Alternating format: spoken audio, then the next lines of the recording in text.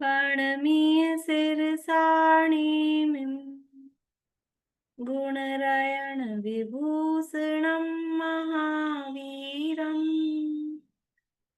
सम्मत्तरयण निलयम् पयडि समुत्कीर्तनं वोच्चम्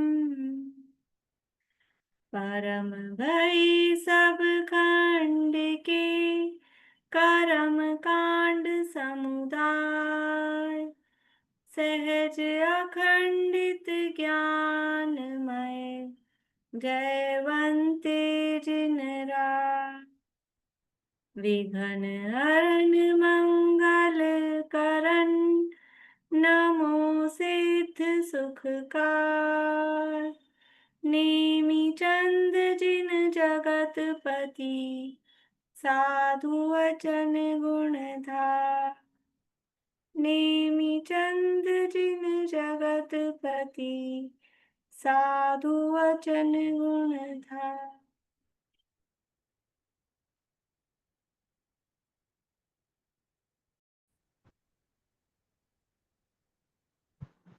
गोमट सार जी कर्मकांड नामक ये महाशास्त्र है, आचार्य महाराज श्री नेमिचंद सिद्धांत चक्रवर्ती द्वारा रचित। ये सिद्धांत चक्रवर्ती किन्हें कहते हैं?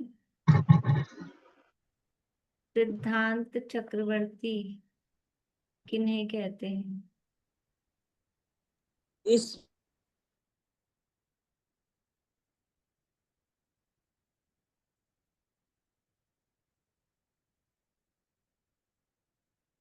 सिद्धांत चक्रवर्ती किन्हें कहते हैं? बोली प्रतिभा जी।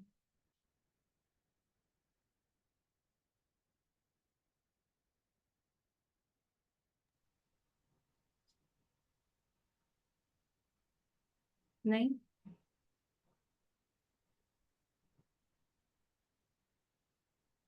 कविता जी। इसमें सिद्धों का लास्ट में सिद्धों का वर्णन किया गया हो। नहीं, प्रश्न आपने ध्यान से नहीं सुना। मैंने सिद्धांत किसे कहते हैं ये नहीं पूछा, सिद्धांत चक्रवर्ती किसे कहते हैं ये पूछा। षटखंडागम का जो को उन्होंने साधा और चक्रवर्ती की तरह जो 6 खंड को जीतते हैं, इसलिए तो उन्होंने भी पूरा षटखंडागम का पूरा सार साध लिया, इसलिए उनको सिद्धांत चक्रवर्ती। बढ़िया, बहुत अच्छा। सिद्धांत चक्रवर्ती एक उपाधि है, वो कोई नाम नहीं है, वो उपाधि है। तो चक्रवर्ती जिस प्रकार से 6 खंडों को जीतता है, उसी प्रकार जो मूल सिद्धांत है षट खंड आगम, जो आगम है खंड आगम है, उसमें 6 खंड हैं। तो उन पूरे 6 खंडों को जो साधते हैं, यानी उसको, उसके भाव को जो ग्रहण करते हैं या उसके भाव को जिन्होंने समझा है, वो कहलाते हैं सिद्धांत चक्रवर्ती। तो नेमी चंद्राचार्य ने पूरे षटखंडागम के भाव को हृदयंगम किया था, इसलिए उनको सिद्धांत चक्रवर्ती की उपाधि मिली। और उस षटखंड आगम में से 3 खंड, जो प्रारंभ के 3 खंड हैं, उन 3 खंडों का पर ही जो समझ लो निष्णात होते हैं, उन 3 खंडों के भाव को जो ग्रहण करते हैं, तो उनको उपाधि दी जाती थी त्रैविद। त्रैविद, त्रय, त्रय लिखते हैं, उसमें आई की मात्रा, त्रयविद।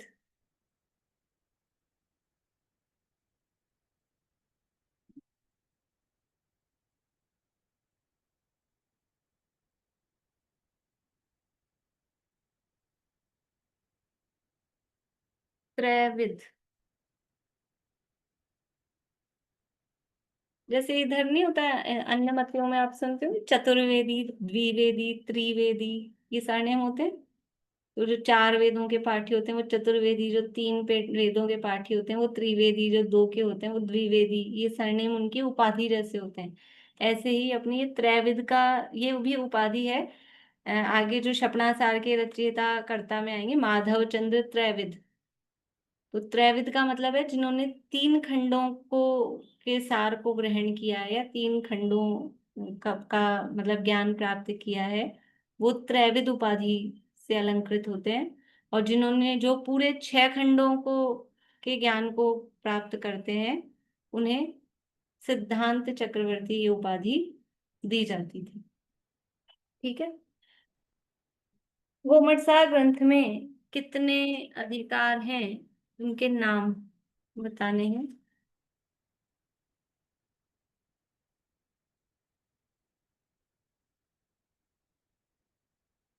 सबको याद करने, बोलिए प्रतीका जी। प्रकृति समुत्कीर्तन अधिकार, बंध उदय सत्व युक्त स्तव अधिकार, त्रिचूलिका अधिकार, सत्व स्थान अधिकार, त्रिचूलिका अधिकार, बंध उदय सत्व सहित स्थान समुत्कीर्तन अधिकार, प्रत्यय अधिकार, भागचूलिका अधिकार, त्रिकरण चूलिका अधिकार और कर्म स्थिति अधिकार। बढ़िया। अगर मैं किसी से पहले पूछ चुकी हूँ, अगर वो सुना चुके हो तो आप प्लीज खुद ही बोल दें कि हम सुना चुके हैं, ताकि दूसरे लोगों को अपन चांस दे दें। मुझे ध्यान नहीं रहता है किन से पूछ लिया किन से नहीं पूछा। बोलिए मीना चाची। प्रकृति समुत्कीर्तन अधिकार, बंध उदय सत्व अधिकार, सत्व स्थान भंग अधिकार और त्रिचूलिका स्थान भंग भंग और त्रिचूलिका अधिकार, फिर बंध उदय सत्व स्थान समुत्कीर्तन अधिकार, प्रत्यय अधिकार और भावचूलिका अधिकार, त्रिचूलिका अधिकार त्रिचूलिका और नहीं, त्रिकरण। नहीं पहले हाँ त्रिचूलिका आ गया त्रिकरण, था। हाँ त्रिकरण चूलिका अधिकार हम्म, और फिर कर्म स्थिति अधिकार। कर्ण। ठीक है। चौथे अधिकार का नाम है त्रिचूलिका और 8वें अधिकार का नाम है त्रिकरण चूलिका। ठीक, बढ़िया। यहाँ अपनी चर्चा प्रारंभ हुई है और जो इसमें प्रथम अधिकार में जो फर्स्ट मतलब कर्म की, ये अपने को दिया है स्लाइड शुरू में पेज नंबर 4 पे, प्रथम अधिकार की विषय वस्तु। तो पहला पॉइंट उसमें दिया है जीव और कर्म का संबंध। तो ये पॉइंट अपना हो गया है कि जीव और कर्म का संबंध कैसा है। क्या क्या बता सकते हैं इसमें, जीव और कर्म का संबंध कैसा है, या जीव और कर्म के संबंध के बारे में आप क्या बता सकते हैं।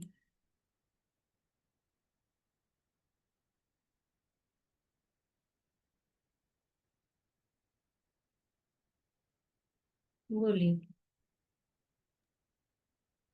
जीव और कर्म का अनादि संबंध है। बढ़िया। जीव और कर्म का अनादि संबंध है। और कुछ बता सकते हैं जीव और कर्म का संबंध।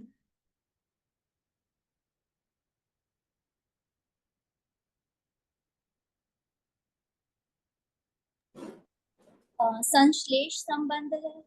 बढ़िया। जीव और कर्म का संश्लेष संबंध है, तो मिक्स दोनों को मर्ज कर सकते हैं। जीव और कर्म का अनादि संबंध है और संश्लेष संबंध है। बोलिए नूतन जी। जीव और अनादि का अनादि से संबंध है, संश्लिष्ट संबंध है। जैसे कि स्वर्ण पाषाण में किटकिलिका का संबंध है, ठीक है। उसी तरीके से उदाहरण, हाँ उसमें उदाहरण भी अनादि से संबंध कैसे है कि जैसे स्वर्ण पाषाण और किट्टी कालिमा का संबंध है, वैसे ही अनादि से जीव और कर्म का ये संबंध है। ठीक है। अब ये जो दूसरा, फिर हमने ये भी देखा आगे 2 गाथाओं में कि कितने कर्म प्रति समय आते हैं और कितने कर्म प्रति समय नष्ट होते हैं। तो एक समय प्रबद्ध प्रति समय आते हैं और समय प्रबद्ध ही प्रति समय जीव से अलग होते हैं, फिर भी 1.5 गुण हानि प्रमाण वो सत्ता में कर्म बने रहते हैं। तो कल जो हमने उदाहरण लिया था उसमें अगर बिल्कुल नियम से हिसाब से लगाएं तो वो अपना मतलब बैठता नहीं। अपन ने उदाहरण लिया है और कहीं से स्टार्टिंग पॉइंट लिया है, यद्यपि कोई, क्योंकि हमने कहा जीवा कर्म का अनादि संबंध है तो स्टार्टिंग पॉइंट है ही नहीं, इसलिए वो पुराने पुराने कर्म वास्तव में सब उदय में आ ही रहे हैं। लेकिन हमने एक स्टार्टिंग पॉइंट और एक एंड पॉइंट को लेकर उसमें समझने के हिसाब से उसको देखा था। तो तो वो कई लोगों का 250 टोटल आ रहा था, कईयों का 350 जो बच रहे हैं ना उसमें। तो वो उनका सही है, मैथमेटिक्स के हिसाब से वो गलत नहीं है, तरीके से वो सही है। लेकिन हमने उसमें जो दूसरे समय में जो 100 बंध रहे हैं, दूसरे समय में जो 100 बन रहे हैं, तो कायदे से उनकी भी आबादा होनी चाहिए और उनको भी अपने को उसमें प्लस करना चाहिए शेष बचे हुए कर्म में। तो हमने उसकी आबादा को नहीं माना। आप ये समझ लो 2 समय पहले वो बंधे थे, क्योंकि अपने को उस समय पे उतने कर्म, वो उदाहरण सेट करने के लिए उतने लेने हैं। तो समय ऐसा समझ लें वो 2 समय पहले बंधे थे, तो उनकी आबादा हो चुकी है। बिना आबादा के तो उदय में नहीं आएगा, लेकिन ऐसा मान के उसको ऐसा समझा है तो ठीक है। जिनको भी वो कैलकुलेशन समझ में नहीं आई हो तो कोई बात नहीं, अब ज्यादा घबराए नहीं। इतना याद रख लें अभी कि जितने बंधते हैं, कितने बनते हैं, समय प्रबद्ध बनते हैं, कितने निर्जरित होते हैं, समय प्रबद्ध ही निर्जरित होते हैं, फिर भी सत्ता में बने रहते हैं। उसका कारण जरूर याद रखें। भले ही वो चार्ट और कैलकुलेशन नहीं आई हो, याद नहीं रही हो, कोई बात नहीं। उसका कारण क्या है? 1.5 गुण हानि प्रमाण कर्म हर समय सत्ता में रहते हैं। उसका कारण क्या है?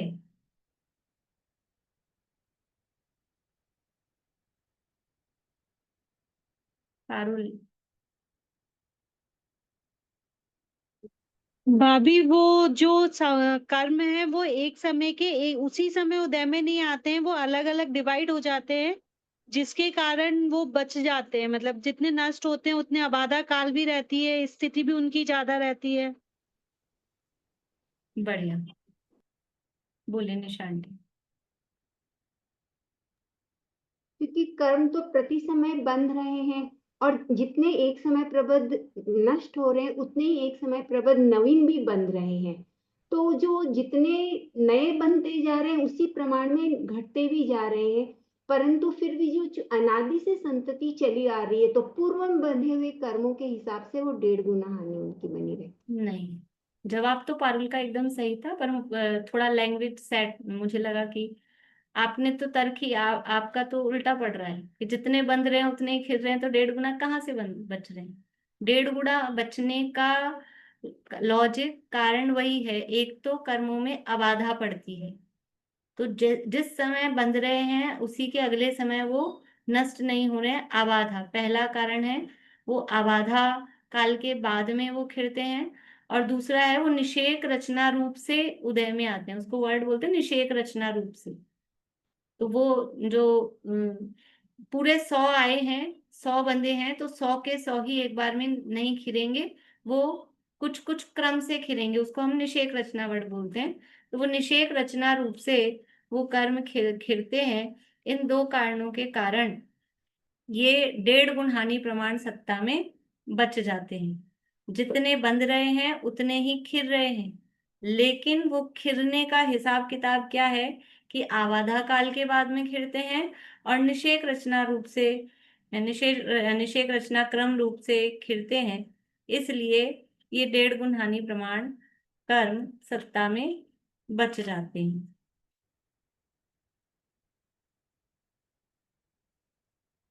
जो कर्म प्रति समय आ रहे हैं, बंधते हैं, वो समय प्रबद्ध आते हैं। समय प्रबद्ध का प्रमाण कितना है? समय प्रबद्ध का प्रमाण कितना है? बोलिए चित्रा जी। सिद्ध राशि का अनंतवां भाग और अभ्य राशि का अनंत गुणी। बढ़िया। सिद्धों का अनंतवां भाग, सिद्ध राशि का अनंतवां भाग और अभव्यों का अनंत गुना। लेकिन क्या कभी, मतलब जब हर बार जो कर्म आ रहे हैं वो एक ही प्रमाण में आते हैं? हर बार जो कर्म आ रहे हैं वो एक ही प्रमाण में आते हैं? तो आप लोग गर्दन हिला रहे हैं कि नहीं आते। तो फिर वो अलग अलग प्रमाण में आने का क्या कारण है? जो हर बार कर्म आ रहे हैं वो एक ही प्रमाण के आते हैं। पहली बात तो आप मना कर रहे हैं, सभी लोग ऐसे ऐसे कर रहे हैं, नहीं आते। तो अगर अलग अलग आ रहे हैं तो उसका कारण क्या है? बोलिए पूर्णिमा आंटी। कर्मों का आना जीव के कसाय भाव के अनुसार होता है। जैसे कम स्थिति पर कसाय भाव हो नहीं, उस हिसाब से उसके कर्म नहीं, बनेंगे। नहीं, नहीं, नहीं, सही नहीं है जवाब। बोलिए नूतन जी। मैडम आपने मैम बताया था आपने योग के निमित्त से मन वच काया के निमित्त से वो कम और ज्यादा आते हैं, कभी कम बढ़िया कभी ज्यादा आते हैं। बढ़िया। स्थिति अनुभाग कषाय के कारण तो स्थिति अनुभाग पढ़ रहे हैं। अभी यहाँ कर्मों का आना यानी प्रदेश बंद की बात चल रही है। तो जो कर्म आ रहे हैं, यहाँ गाथा में दिया है ना, जोग वसादोदु विसरित्थम, जो कर्म आ रहे हैं वो सिद्धों के अनंतवें भाग और अभव्य राशि का अनंत गुणा उतने आ रहे हैं, लेकिन फिर भी वो हर बार जो संख्या आ रही है वो उतनी ही नहीं होती कि हर बार फिक्स कर दे कि हजार हजार हजार हजार हजार। ऐसा नहीं है। वो योग के कारण जीव के मन वचन काया के निमित्त से जो आत्मा के प्रदेशों में परिस्पंदन हो रहा है, उस योग के कारण वो आने वाले जो कर्म परमाणु, अभी यहाँ कर्म परमाणुओं की बात चल रही है, उनकी स्थिति अनुभाग की बात नहीं चल रही है। तो वो कषाय के कारण स्थिति अनुभाग में अंतर पड़ता है। यहाँ कर्म परमाणु आ रहे हैं, उसको प्रदेश बंद बोलते हैं, उसकी चर्चा चल रही है। ठीक है। तो वो योग के कारण आने वाले कर्म परमाणु की संख्या कम अथवा ज्यादा हो जाती है। ठीक है पूर्णिमा आंटी, मैंने आपकी बात का जवाब दे दिया, विचार करना। यहाँ योग, यहाँ प्रदेश बंद की बात चल रही है, स्थिति अनुभाग बंद की बात नहीं चल रही। तो कषाय का यहाँ कोई प्रयोजन नहीं है, कषाय वाली बात की बात नहीं है। नहीं, पर लंबी स्थिति के जो बंधेंगे ना तो उसका आबादा काल धीरे धीरे आने में भी नहीं टाइम अभी लगेगा। अभी यहाँ अबाधा काल से और स्थिति से बात ही नहीं ना। प्रश्न ये तो है सत्ता में कि, पड़े रहने के लिए बोल रही मैं, सत्ता में तो नहीं पड़े रहेंगे ना प्रश्न, बहुत देर तक। प्रश्न ये था कि जो कर्म हाँ, आ रहे हैं वो कम ज्यादा किस कारण से आते हैं, प्रश्न इतना था। सत्ता की तो बात सत्ता नहीं में थी, सत्ता वाला प्रश्न पीछे हो चुका, अभी नया मैं, प्रश्न आ गया था। मैं उसके ठीक, अपेक्षा से ही बोल रही थी ना कि सत्ता की बात हो चुकी थी, प्रश्न नया आ गया था। प्रश्न क्या था, प्रश्न ध्यान रखिए आप, प्रश्न क्या था कि जो कर्म आ रहे हैं वो कम ज्यादा किस कारण से आ रहे हैं। तो वो जो कम ज्यादा आ रहे हैं, आएंगे समय प्रबद्ध ही, सिद्ध राशि का अनंतवा भाग अभव राशि का अनंत गुणा, लेकिन उसमें भी वो कम ज्यादा होते हैं योग के कारण, जोग वसादुदु विसरितम। ठीक है। अब जो फिर रहे हैं प्रति समय, नष्ट हो रहे हैं, वो नष्ट भी कितने हो रहे हैं। मीना चाची अनंती क्या और पूछना है। मैं पूछ रही थी, जैसे आपने दाल वाला जो मुट्ठी में दाल लेते हैं वो वाला जो उदाहरण दिया था वो इसी में ही आएगा ना? हाँ कि अनंत मतलब हर हाँ। बार एक सा तो नहीं वो आए दाल। एक मुट्ठी दाल ली तो हर बार उसमें सेम दाने नहीं आ रहे हैं। वो आपके मुट्ठी कितनी भर रहे हो आप, उसके हिसाब से अंतर पड़ेगा ना। कभी बहुत ऐसे करके भरते हैं, कभी थोड़ा हल्का भरते हैं, तो उसमें उस अंतर पड़ता है। इस फार्मूला को एक बार और बता दीजिए ना। ये लिखा हुआ है, किताब में लिखा हुआ है। अब जो खिर रहे हैं, वो जो खिर रहे हैं वो कितने खिर रहे हैं, समय प्रबद्ध, समय प्रबद्ध खिर रहे हैं। एक समय प्रबद्ध खिरते हैं, लेकिन क्या कभी अधिक भी खिर सकते हैं, क्या कभी अधिक भी खिर सकते हैं। बोलिए रजनी जी। फिर सकते हैं जब वो अनंत गुनी निर्जरा होती है तो अनंत गुनी। अनंत गुनी निर्जरा नहीं होती कभी भी। अनंत गुनी निर्जरा होगी, एक ही मिनट में सिद्ध हो जाएगा जी। असंख्यात गुनी होती है। हाँ, संख्यात गुनी निर्जरा होती है तो तो ये तो कब होती है, लेकिन कारण बताना चाहिए ना। बोलिए अर्चना जी। जब अपने आत्म को साथ करेंगे तो वो मतलब हाँ, फिर जाएंगे। जब आत्म सन्मुख पुरुषार्थ जीव करता है, तपस्रण आदि करता है, तो तपस्रण में वो ध्यान आदि, ध्यान ही प्रमुख है उसमें। तो जब आत्म सन्मुख पुरुषार्थ करता है तो कितने खिर जाते हैं। बोलिए शक्ति भर।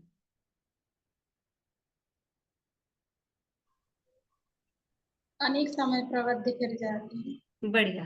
तब अनेक समय प्रबद्ध भी खिर जाते हैं। सामान्य रूप से एक समय प्रबद्ध ही खिरते हैं, लेकिन जब जीव प्रयोग यानी विशेष कुछ पुरुषार्थ करता है, परिणामों में विशेष निर्मलता होती है, तपस्रण आदि। तपस्रण का मतलब खाली बाहर से भूखे मरना वाला तपस्रण नहीं, तपस्रण का मतलब परिणाम विशुद्धि सहित वो ध्यान आदि, ध्यान ही तो तप है, सर्वोत्कृष्ट तप। तो उसके माध्यम से अनेक समय प्रबद्धों की भी निर्जरा होती है।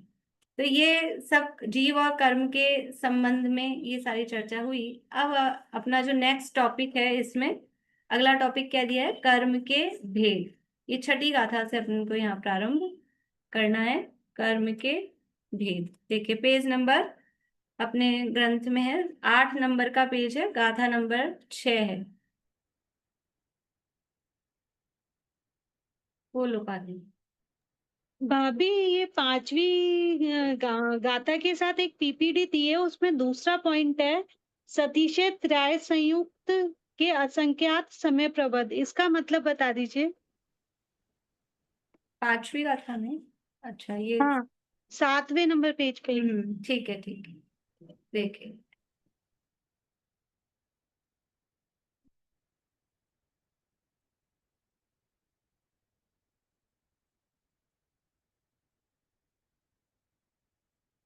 यही वाली ना, उदय सत्व का प्रमाण यहाँ दिया है।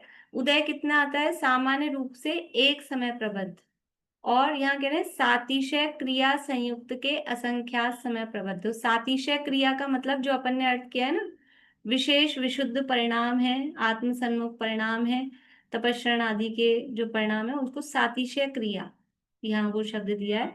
तो सातिशय क्रिया संयुक्त के असंख्यात समय प्रबद्ध भी उदय में आ जाते हैं, यानी खिलते हैं। उदय में आते हैं का मतलब वो, देखो उदय में आते हैं तो जो कर्म उदय में आता है वो फल रूप से ही उदय में आता है, और फल रूप में उदय में आकर ही वो नष्ट होता है, लेकिन वो अधिक अधिक उदय में आकर वो कर्म परमाणु निकल जाते हैं, ऐसा यहाँ बता रहे हैं। और फिर भी सत्ता में कितने बच रहे हैं, 1.5, 1.5 को 1 and 1.5 ऐसा करके लिखने की जगह वो 3/2 कर दिया है। 1.5 गुण हानि समय प्रबद्ध ये सत्ता में रहते हैं। ये सविपाक अविपाक निर्जरा टाइप ही हो गया। हाँ, जो अपन उस भाषा में बोलते हैं, जो प्रति समय कर्म उदय में आ रहे हैं, समय प्रबद्ध उदय में आके खिल रहे हैं, वो तो है सविपाक निर्जरा। और जो असंख्यात समय प्रबद्धों की जो निर्जरा हो रही है विशेष क्रिया से युक्त होकर, सातिशय क्रिया संयुक्त होकर, वो उसको अविपाक निर्जरा कहते हैं। गाथा नंबर 6, पेज नंबर 8 है। जिनके पास भी ग्रंथ नहीं पहुंचे हैं तो वो जो फॉर्म आपने भरा था उसमें एक नंबर है रोहित जी का, उनसे कांटेक्ट करिए।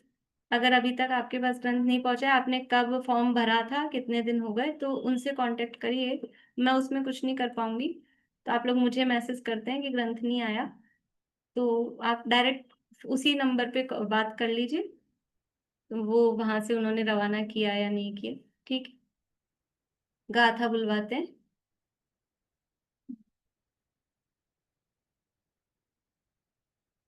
प्रीति रेज हैंड करो। कम्मत्तणेन एकम् कम्मत्तणेन एकम् दवं भावोत्तिहोदिदुविहं तु दव्वं भावोत्तिहोदिदुविहं तु पोग्गलपिण्डो दवम् पोग्गलपिण्डो दव्वम् तत्सत्ति भावकं मम तु तत्सत्ति भावकं मम तु कम्मत्तणेन एकं दवं भावोत्तिहोदिदुविहं तु कम्मत्तणेन एकं दव्वं भावोत्तिहोदिदुविहं तु पोग्गलपिण्डो दवं तत्सत्ति भावकं मम तु पोग्गलपिण्डो दव्वं तत्सत्ति भावकं मम तु। देखिए क्या कह रहे हैं, कम्मत्त कम्मत्तणेन, कम्मत्व कर्मत्व पने की अपेक्षा, कम्मत्तणेन कर्मत्वेन, कर्मत्वेन संस्कृत में बनेगा, यानी कर्म पने की अपेक्षा। एकम यानी कर्म कितने हैं कि एक है। कर्मों के भेद प्रभेद की चर्चा कर रहे हैं। कर्म कितने होते हैं, अपन ने क्या पढ़ रखा है, कर्म कितने होते हैं, कर्म कितने होते हैं सब? 8। 8 दिखा रहे हैं, और कोई नहीं दिखा रहे, कुछ कोई 2 भी दिखा रहे हैं, और 2 भी दिखाने वाले, कोई 1 भी दिखा रहे हैं, कोई 3 दिखा रहे हैं, कोई 1 दिखा रहे हैं, कोई 2 दिखा रहे हैं, कोई 3 दिखा रहे हैं कोई 8 दिखा रहे हैं। वो सब सब सही है। अभी यहाँ आचार्य देव सबको कह देंगे आप सब सही हो। तो कह रहे हैं कर्मत्व पने की अपेक्षा, कर्मत तने यानी कर्म, बस कर्म सामान्य, तो कर्म सामान्य की अपेक्षा से एक है। जैसे कि ऐसे बोलते हैं कि आप राजस्थानी हो, बंगाली हो, मराठी हो, गुजराती हो, कि हम सब भारतीय पने की अपेक्षा से एक हैं। तो भारत की प्रधानता रखेंगे तो हम सब भारतीय एक हैं। घरों में ऐसा करते हैं, अलग अलग देवरानी जेठानी भाई होते हैं, लेकिन जब हम परिवार की बात आएगी, ऐसे हम अलग अलग हैं, सबका अलग अलग है अपना व्यापार धंधा किचन विचन, लेकिन जब किसी की बात आएगी कहीं जाने आने की तो हम सब एक हैं। तो कर्म कर्म कर्म ये सब में कॉमन आ रहा है ना, कर्म कर्म कर्म।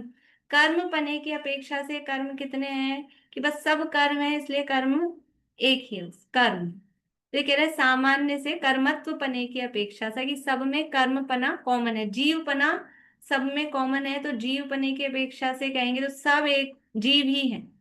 जीव कितने प्रकार के होते हैं, संसारिणो मुक्ताश्चय, वो तो भेद किए, लेकिन वास्तव में जीव है। तो जीव पने की अपेक्षा से जो निगोद में सोई मुझ में सोही मोक्ष मंझार, सब एक है। ऐसे कह रहे हैं, कर्म कह रहे हैं कि हम सब में भाईचारा है, भेद मत करो, कर्म पने की अपेक्षा से सब एक है। तो पहला भेद क्या हुआ, एक। कर्म कितने प्रकार का है कि आप किस अपेक्षा से पूछ रहे हो ये बताओ। कर्म पने की अपेक्षा से तो कर्म एक होता है। अब आगे कह रहे हैं 2 भी होते हैं, कुछ लोग 2 उंगली जो दिखा रहे थे वो खुश हो जाइए। तो कह रहे हैं दव्वम भावोत्ति होदि दुविहम तू। दव्वम यानी द्रव्य, भावम यानी भाव, उसकी अपेक्षा से भावोत्ति यानी भाव से, होदी यानी होता है, दुविहम 2 विध यानी 2 प्रकार का भी, तू यानी भी, द्रव्य और भाव की अपेक्षा से 2 प्रकार का भी होता है। अभी इस गाथा में 2 ही तरह के भेद बताए हैं। एक तो कर्म सामान्य रूप से कर्म पने की अपेक्षा से एक प्रकार का है, और 2 प्रकार का भी कर्म होता है। कौन से 2 प्रकार का होता है, द्रव्य कर्म और भाव कर्म। ऊपर वाली लाइन में भेद बताए, अब वो द्रव्य कर्म क्या है और भाव कर्म क्या है, तो नीचे वाली लाइन में उसका अर्थ बता रहे हैं।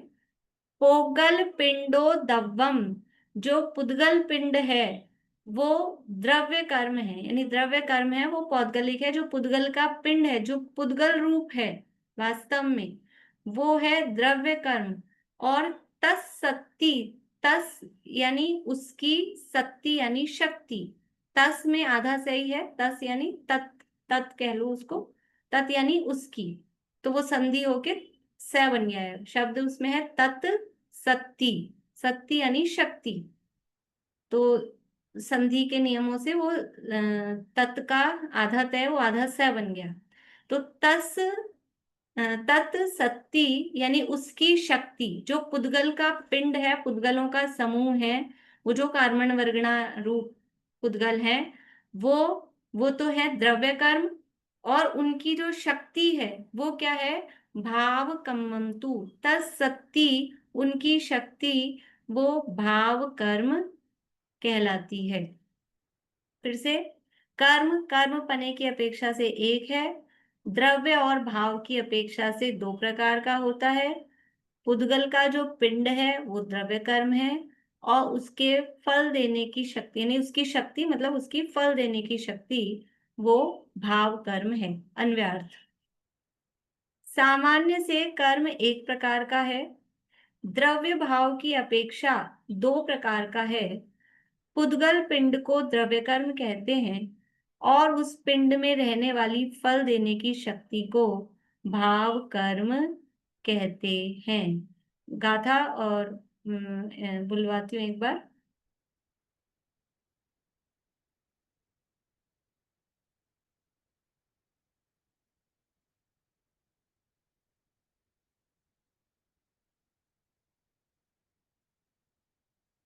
बोलिए वसुमती।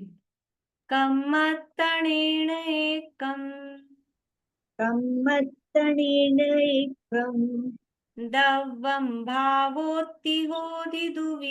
तु दव्वं भावोत्तिहोदिदुविहं तु पोग्गलपिण्डो दव्वम् पोग्गलपिण्डो दव्वम् तत्सत्ति भावकं मम तु तत्सत्ति भावकं मम तु। देखिए अभी तक हमने भाव कर्म और द्रव्य कर्म की क्या परिभाषा पढ़ रखी थी। द्रव्य कर्म किसे कहते हैं? जो ज्ञानावर्ण आदि 8 कर्म है वो, यानी जो पौद्गलिक कर्म है उसको द्रव्य कर्म कहते हैं। यहाँ तो कोई प्रॉब्लम नहीं है। भाव कर्म किसे कहते हैं? ये यहाँ का नहीं बोलना है अभी, अभी हम जो हमने पढ़ रखा है। भाव कर्म किसे कहते हैं? बोलिए कुसुम जी। जीव के विकारी भावों को भाव कर्म कहते हैं।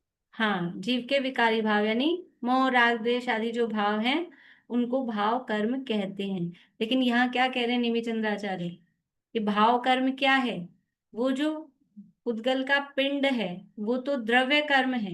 देखो पहला जो द्रव्य कर्म बताकर अन्य मतों में ऐसी कल्पना चलती है, अन्य कुछ मत वाले ऐसे हैं, अन्य धर्म वाले, वो ऐसे बोलते हैं कर्म मतलब क्या है? कर्म तो एक हवा मतलब संस्कार है, यानी फिजिकल कोई वस्तु नहीं है कर्म।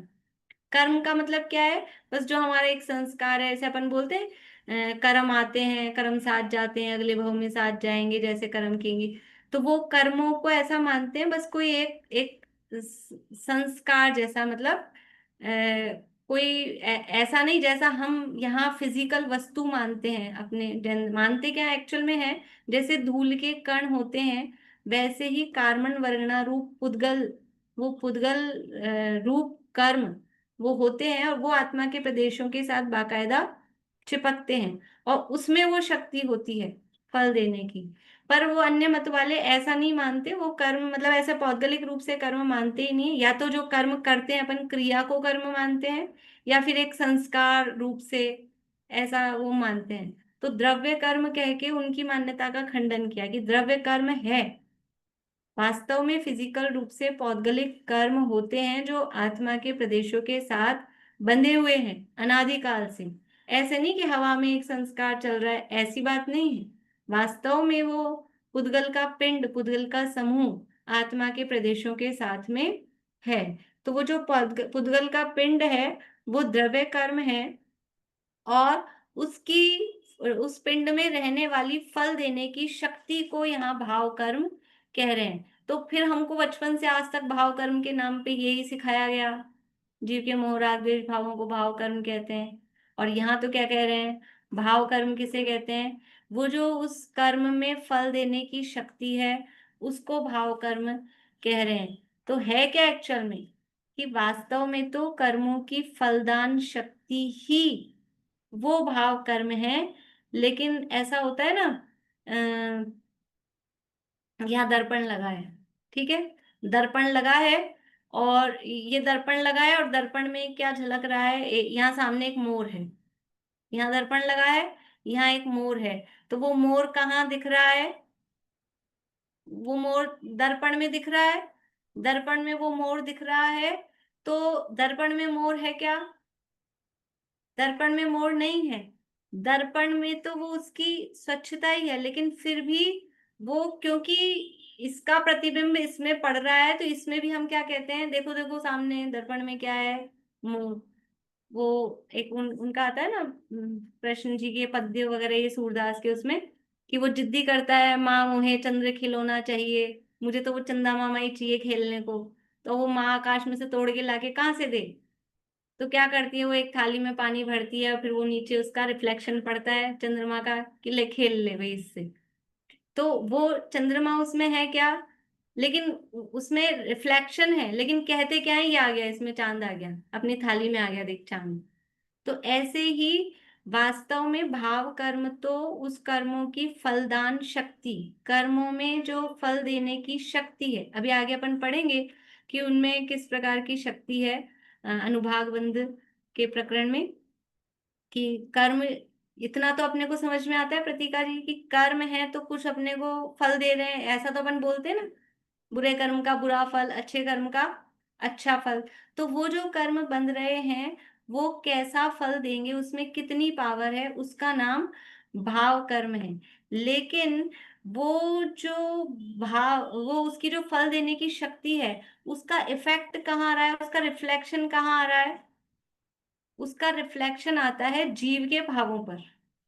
कर्म की जो फल देने की शक्ति है उसका रिफ्लेक्शन आता है जीव के भावों पर, और फिर वो जीव मोहराग द्वेष रूप परिणमित होता है। तो जैसे ये मोर इसमें है नहीं, दर्पण में, वो थाली में चंद्रमा है नहीं, लेकिन फिर भी कहते हैं उस रिफ्लेक्शन को देख के कि ये थाली में चंद्रमा है, ये दर्पण में मोर है। वैसे ही ये मोह राग द्वेष भाव ये कर्म नहीं है, लेकिन वो भाव कर्म जो कर्मों की फलदान शक्ति थी, उस कर्मों की फलदान शक्ति का इफेक्ट ये जीव के भावों पर आया कि जीव मोह राग द्वेष रूप परिणमित होता है। इसलिए उन भावों को भी भाव कर्म कहते हैं। यहाँ टीका में दिया आचार्य ने कि कार्य में कारण का व्यवहार होने से कार्य को कारण रूप कह दिया जाता है। ये कार्य क्या है, ये दर्पण में मोर झलका, ये रिफ्लेक्शन आया, ये कार्य हुआ, ये रिजल्ट हुआ। और कारण क्या था उसका, दर्पण में मोर क्यों झलका है कि वो सामने मोर है, सामने मोर है, ये यहाँ झलक रहा है, तो ये कारण है। इस कारण इस और ये है कार्य, समझ में आ रहा है। ये वाला सामने एक्चुअल में जो मोर है ये तो है कारण निमित्त, और ये यहाँ पे मोर दिख रहा है दर्पण में, ये है उसका कार्य। तो इस कार्य में इस कारण का उपचार करके कि इसका नाम मोर है, तो इसका नाम भी हमने क्या रख दिया, मोर रख दिया। तो ये इधर कर्मों का जो फलदान शक्ति है इसको भाव कर्म कह रहे हैं, और इसका रिफ्लेक्शन आ रहा है इधर जीव में। तो जीव में इसका रिफ्लेक्शन आ रहा है, इसलिए वो जो रिफ्लेक्शन बना, वो जो भाव बने, उन भावों को भी भाव कर्म कह दिया जाता है।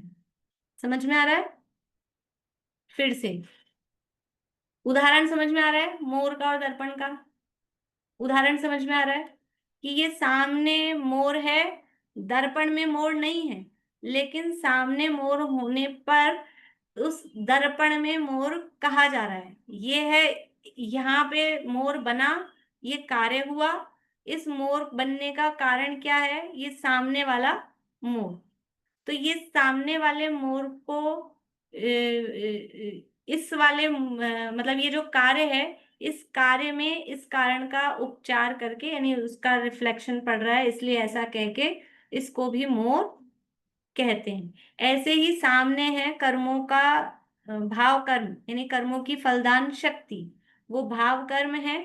उस भाव कर्म का रिफ्लेक्शन आ रहा है जीव में, तो जीव में उसका रिफ्लेक्शन आ रहा है, तो वो जो जीव के भाव हो रहे हैं उन भावों को भी भाव कर्म कहते हैं। इसलिए वो मोह राग द्वेष भावों को भाव कर्म कहा जाता है। कहेंगे वही चलेगा, शास्त्रों में भी वही कहा है, हम भी कहेंगे।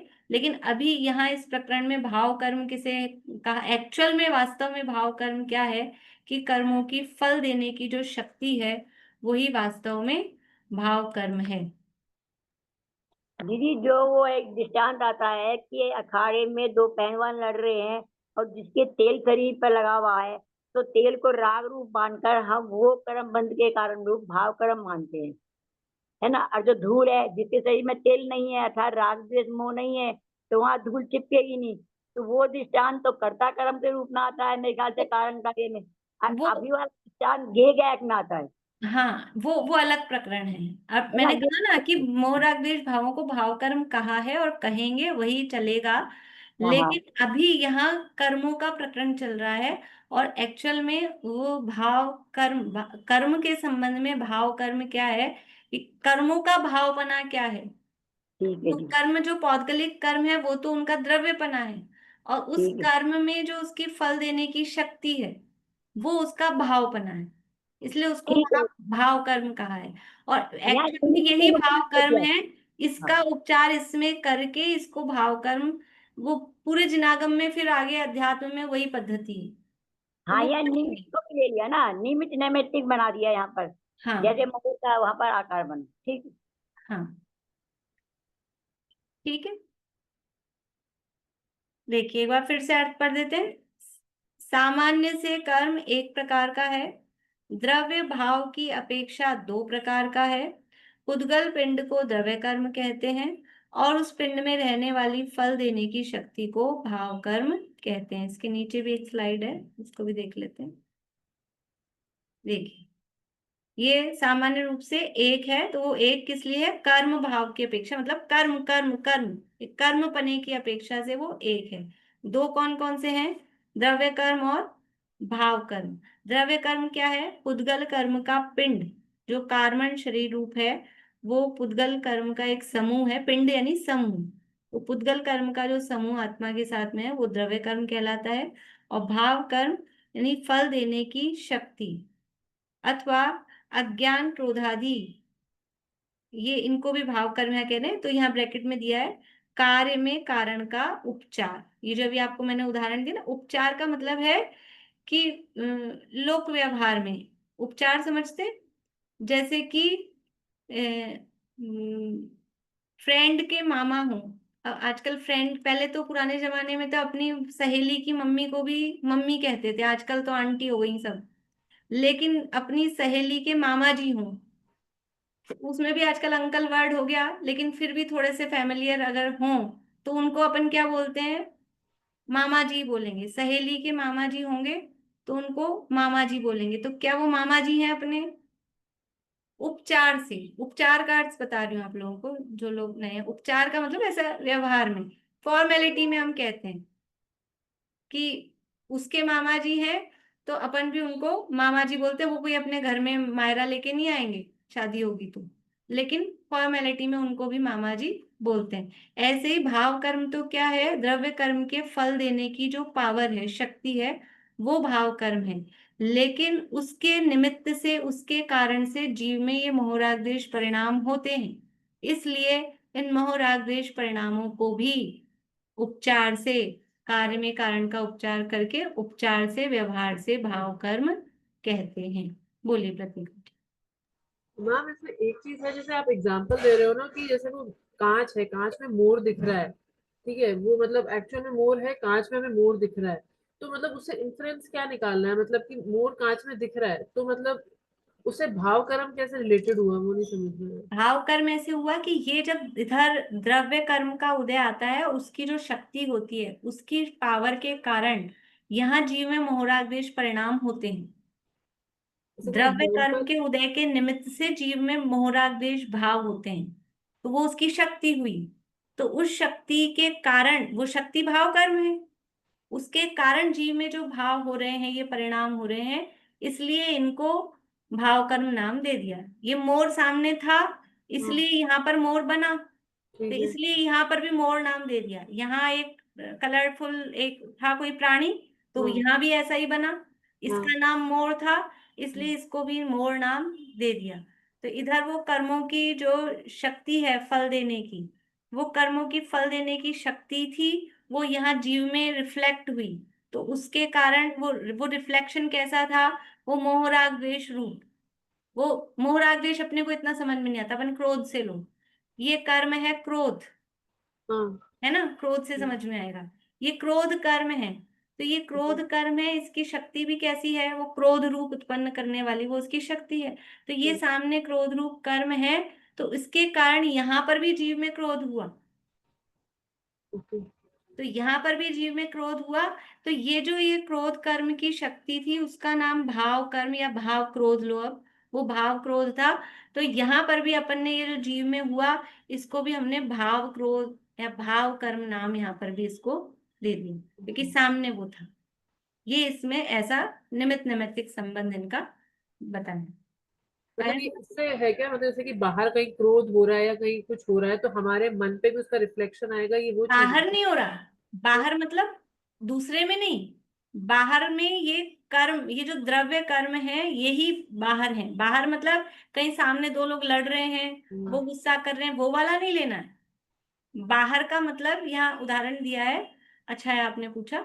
बाहर का मतलब है ये जो कर्म है ना, द्रव्य कर्म, ये जीव से अलग है, जीव नहीं है। द्रव्य कर्म अलग है, कर्म एक पुद्गल है, और जीव है वो चैतन्य है, ज्ञान दर्शन जानने देखने वाला है। ये दो अलग अलग हैं, ये दो अलग अलग हैं। तो वो जो कर्म है वो पुद्गल है, वो अलग है, उसको हम कह रहे हैं बाहर, वो है जीव से बाहर। एक्चुअल में वो जीव के स्वरूप में नहीं है, अनादि से दोनों का संबंध है, अनादि से दोनों का संबंध है, लेकिन फिर भी जीव अलग है, कर्म अलग है, दोनों का परिणमन अलग अलग है। ये जड़ रूप है, स्पर्श रस गंध वर्ण वाला है, और जीव ज्ञान दर्शन वाला है, तो ये दोनों अलग अलग हैं।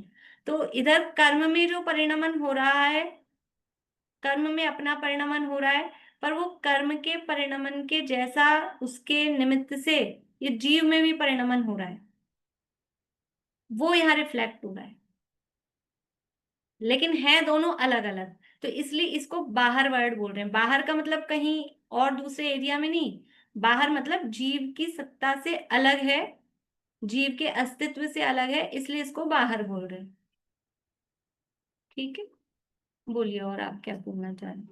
मतलब ये आप कह रहे हो जैसे शरीर और आत्मा जो हमारा एक ही इंसान के बारे में बात हो रही है ना, कि ये अगर मेरे मेरे अंदर ऐसा कुछ भाव हो रहा है तो मेरी मतलब मेरा जीव भी ऐसा रिएक्ट करेगा, ऐसा? हाँ, मतलब एक ही ये जो इस वो शरीर में जीव जो एक ही जीव है और उसके साथ जो कर्म है, तो अभी शरीर को तो ध्यान नहीं देना अपने को, ये जीव और उसके साथ जो कर्म है। तो यानी क्रोध क्यों आ रहा है, किसी भी जीव को क्रोध क्यों आता है? तो बाहर में कोई ना कोई होता है, कोई व्यक्ति कुछ करता है, कोई घटना कुछ घटती है, वो तो एक अलग मैटर है, लेकिन एक्चुअल कारण क्या है? वो भी होते हैं बाहर वाले, वो कहलाते हैं बहिरंग निमित्त, लेकिन उसका एक्चुअल कारण क्या है कि अंदर में क्रोध नाम का कर्म, जो ये कर्म अभी आगे और अपन प्रभेद पढ़ेंगे उसमें नाम ही आएगा क्रोध। तो क्रोध नाम का एक कर्म है, उसका उदय होता है। तो वो उदय होता है तो उसकी वो अपनी शक्ति अप्लाई अप्लाई करता है, मतलब बोलने की भाषा है, उसकी शक्ति फल देने की शक्ति होती है। उदय का मतलब ही ये है कि वो फल दे रहा है। तो वो जो फल दे रहा है, तो वो फल क्या आ रहा है कि इधर जीव में भी क्रोध रूप भाव होता है। जैसा इधर कर्म का उदय हो रहा है, वैसा इधर जीव में भाव होता है। ऐसा दोनों का कोरिलेशन है, उसको बोलते हैं निमित्त नैमित्तिक संबंध। क्रोध कर्म का उदय होता है, मान कर्म का उदय होता है, तो जीव में इधर घमंड रूप भाव होता है। ये ऐसा इनमें निमित्त नैमित्तिक संबंध है। तो ये निमित्त नैमित्तिक क्रोध संबंध, अगर हुआ, अगर ये क्रोध भी हुआ तो ये उससे रिलेटेड है क्या कि मेरे पास ऑप्शन है मैं क्रोध करूं या नहीं करूं, ये उससे रिलेटेड है? देखो अपन जब पुरुषार्थ की प्रेरणा देते हैं, मतलब तो कहेंगे यही कि क्रोध का कर्म का उदय तो आ रहा है लेकिन हम नहीं करें, लेकिन वास्तव में वो जो कर्म आ रहा है उदय में, वो अपना फल तो देता है, लेकिन ये हमारे हाथ में है कि हम उस फल को कितना माइल्ड कर सकते हैं। हाँ, मतलब अभी हमने ऊपर पढ़ा था ना कि मतलब योग वाली चीज कि हमें स्पेशल पुरुषार्थ अगर हम करेंगे तो वो जो पुरुषार्थ हमने किया तो हमारे अनेक समय प्रबंध हमारा हट जाएगा। तो जैसे अगर सपोज ऐसा कुछ भाव आया और हमने मतलब पुरुषार्थ करा तो हमारे वो भाव कर्म नहीं बने, मतलब जो भी हमारे से अटैच होने वाला था वो नहीं हुआ। ये सब एक ही चीज में इंक्लूडेड है या कुछ अलग? हाँ, अटैच होने वाला जो था वो नहीं हुआ, ये भी मतलब हो सक उस समय होगा, जीव ऐसा करेगा, वो जीव के हाथ में है। यानी उदय तो आएगा, उदय आएगा तो यहाँ झलकेगा जरूर, उदय आएगा ना, कर्म का उदय आएगा तो यहाँ रिफ्लेक्ट होगा जरूर, तो कुछ ना कुछ उसका, लेकिन वो कितना प्रभाव पड़ेगा वो अपने हाथ में है कि हम उसमें उसको यानी कितना, ये मतलब थोड़ा जा आगे आके और मतलब उसमें मैं भी वो वर्ड बोलूंगी ना तो वो और वो कठिन पड़ेंगे। तो उसमें कितनी कितनी शक्ति है, तो कैसी शक्ति उदय में आएगी वो जीव के भावों पर डिपेंडेंट है, तो वो जीव के हाथ में है। इतना आप समझ लीजिए। मैम जैसे इसका मतलब ये है कि हमने अगर क्रोध नाम कर्म का उदय आया और हमने कंट्रोल कर लिया पुरुषार्थ से, तो वो कर्म हमारे रुक जाएंगे या कुछ बंधेंगे तो सही, लेकिन वो शुभ या अशुभ जैसे बंधेंगे, जैसे भाव होगा उस पर डिपेंड करेगा। देखो जिस कर्म का उदय आ गया ये हम बोल रहे हैं, तो उदय आने के बाद तो रुका कहाँ, उदय आ गया ना, उदय हाँ, हो गया। तो और उसको तीन चीजें अलग हैं, एक बंध होता है, एक उदय होता है, एक सत्ता होती है। तो बंध और उदय को मिक्स मत करिए। जो उदय आ गया वो तो उदय आ ही गया है। अब उसके बाद में बंध कैसा हो रहा है वो डिपेंड करता है कैसा जीव है, वो थोड़ा आगे समझेंगे, अपन आ जाएगा समझ में बाद में। अभी थोड़ा रुकिए, बोलो पागल। भाभी तो इसका मतलब भाव कर्म अनुभाग हो गया। भाव कर्म अनुभाग नहीं हुई, भाव कर्म अनुभाग मतलब ये वाला भाव कर्म। हाँ, ये ये वाला। अनुभाग की भी परिभाषा अपन यही देते हैं। हाँ हाँ, यहाँ जो भाव कर्म का है उसके फल देने की शक्ति, तो वो अनुभाग रूप से, तो वही भाव कर्म है, वो यहाँ कह रहे हैं। और अभी आपने जो एग्जाम्पल दिया था उसमें जो मोर है वो तो क्रोध हो गया, और जीव में जो रिफ्लेक्ट हुआ वो भी क्रोध हो गया, लेकिन वो जो रिफ्लेक्ट हुआ जो मिरर था वो मोनीय कर्म होगा। नहीं, जो मिरर है वो तो जीव है। पर विकारी भाव तो उसका मतलब मोनीय कर्म के कारण ही वो होता है ना, बाकी तो मतलब कुछ रिफ्लेक्ट करता ही नहीं है, वो वो मोनीय कर्म मोहनीय चला जाता कर्म है का तो। तो उदय आ रहा है ना, वो तो सामने है। मोहनीय कर्म का उदय तो सामने आ रहा है, और ये जो मिरर है वो तो जीव है ना, फिर जीव में वैसा परिणमन हो रहा है, जीव में वैसा परिणमन हो रहा है। ठीक।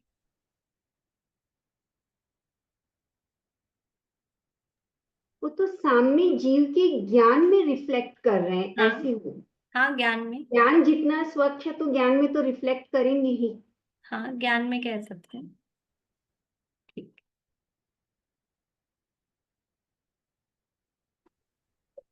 बोलिए, जूम यूजर पे कौन है? हेलो। हाँ, हाँ बोलिए। आ रही आवाज? हाँ वो। तो ये जो दर्पण है ज्योति, हाँ वो। दर्पण है, तो ये जीव है, तो ये देख रहा है ओनली। दर्पण मतलब जीव बता रहे हैं, जान रहा है, मतलब मोर का जो उदाहरण है ना जो देखिए, दिया उदाहरण आपने। को उदाहरण जितना ही रखिए। अच्छा वही उदाहरण में ना। इतना हम गहराई में जाएंगे तो गड़बड़ हो जाएगी।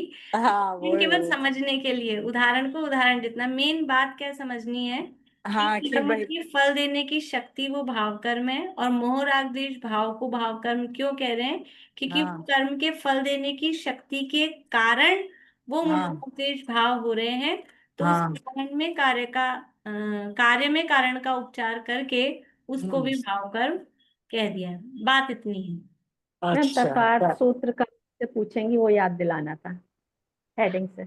हाँ बोलिए। एक्चुअल में यहाँ तो सब कर्मों का ही नेचर और कर्मों की बात हो रही है, जीव के संबंध के साथ तो आगे बताएंगे वो। अभी तो सब कुछ कर्मों का ही नेचर और कर्मों की परिभाषा है, कर्म क्या है वही बता रहे हैं सब इसमें। तो संबंध आगे बताएंगे, अभी तो सिर्फ कर्म समझना है कि वो हाँ क्या है, कर्म क्या है, उनमें क्या शक्ति है, वो क्या नेचर के हैं, ये वाला हाँ। तो ये सी काम के लिए। फिर वो आगे बताएंगे कि क्या संबंध और क्या हो रहा है, वो सब आगे है ना। ये तो सब बोलिए कुछ फिर। कर्म है। हाँ ये था कि इसमें द्रव्य कर्म के फल देने की शक्ति को बोला है भाव कर्म। तो द्रव्य कर्म तो 8 प्रकार के हैं, हम खाली मोहनीय पर ही बात कर रहे हैं। लेकिन बाकी कर्म के भी फल देने की शक्ति को भाव कर्म बोलेंगे। हाँ, मतलब यहाँ यहाँ की परिभाषा के अनुसार वो सब भाव कर्म है। तो मतलब कर्म के नाम कर्म के फल। फल देने की शक्ति है, आयु कर्म, वो आघाती सब का उसका भाव। सब भाव कर्म है। हम्म। अच्छा, और लेकिन हमारे मोह राग द्वेष की जो परिणाम है वो तो केवल मोहनीय की हाँ, वो मोहनी के हिसाब से है, लेकिन मोहनी के हिसाब कर्म के फल देने की शक्ति, क्योंकि कर्म के फल देने की शक्ति भी अनुभाग गुण में बताएंगे ना, कि गुड़ खांड शर्करा अमृत रूप या नीम कांजीर विषहला हल रूप, वो अघातिया कर्मों में भी उनके फल देने की शक्ति, वो उनका भावपना है, वो भावपना वो है। बोलिए रेखा जी। मैं ये पूछ रही हूँ मैम कि जो ये कर्म की शक्ति आ रही है, जैसे क्रोध के भाव आ रहे हैं, ये आ रहे हैं, तो ये हमने पहले कहीं हमने पुण्य करा होगा ना, तो तभी हमें भाव आ रहे हैं ना, कर्म के जो भाव आ रहे हैं, हाँ, कि वो ये हमने पहले कहीं पूर्व उपार्जन किया है, पूर्व में जो कर्म बंधे हैं वो कर्म उदय में आते हैं, उसके उदय में हिसाब आ से रहे हैं। भाव हाँ, और होता है। उसको अब भोगना है, तो उसको हम कैसे भी उसको अपने प्रयोग से, अपने परमार्थ से उसको हल्का कर सकते हैं। ये हमने पहले मानते हैं, उस कर्म को हमको हल्का करना है या उसको भोगना है, ये हम पे डिपेंड करता है। ठीक, बोलो पूजी। भाभी ये जो सेकंड गाथा है इसमें पयडी सील साहबो, ये एकार्थवाची है, ये किसी से निकल रहा है क्या अर्थ, या अपने आप ही निकालना है? एकार्थवाची है, ये गाथा में प्रकृतिशील पैडी स्वभाव। सील सहाओ, मतलब उसमें ऐसा शब्द नहीं दिया कि ये, मतलब एक अर्थ वाला वर्ड नहीं दिया, लेकिन प्रकृतिशील और स्वभाव, ये मतलब टीका में उसका अर्थ किया है कि जो प्रकृति है वो शील है, वही स्वभाव है, ऐसा, तो उससे उसका एकार्थवाची ऐसा अर्थ निकाला। ठीक है। और एक वो जो आपने एग्जाम्पल दिया था ना 100 वाला, उसमें आबादा से भी निकल तो रहा है 150 छठे समय पे, आबादा लगा के भी, मतलब अगले दूसरे समय यदि आबादा करें तो। दूसरे समय वाले बंधा उसके आबादा लगा के। हाँ, चलो तो मुझे छठे समय पे यदि कलेक्ट करेंगे, मतलब पूरा कैलकुलेट करेंगे तो 150 आएंगे, लेकिन छठे समय के यदि बंधे हुए देखेंगे तो फिर 250 आएंगे, उसमें बंधा हुआ नहीं देखेंगे। भेज देना मुझे, जिनवाणी स्तुति के लिए।